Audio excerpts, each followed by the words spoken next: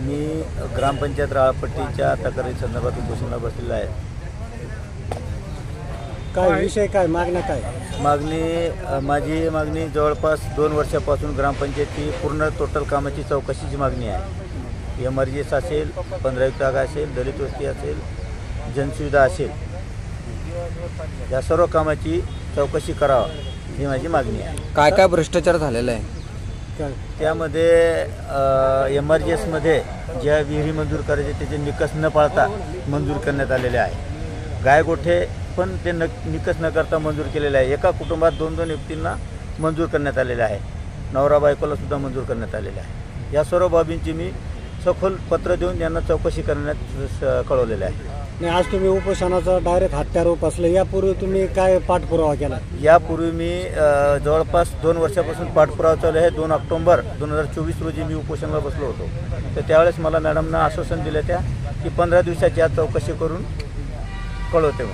तुम्ही मागं बैठक पण लावली ती तालुका अध्यक्ष भाजपची आणि तुम्ही एकत्र त्यावेळेस पण तुम्ही तक्रार केली. बैठक त्या तक्रारी संदर्भात नव्हत्या.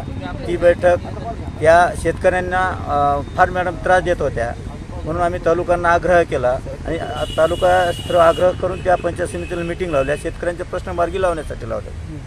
तर याला आता जबाबदार कोण आहे? याला सर्वस्वी जबाबदार गट विकास अधिकारी आहे. अच्छा, कारण समिती त्यांच्या अंडरमध्ये आहे.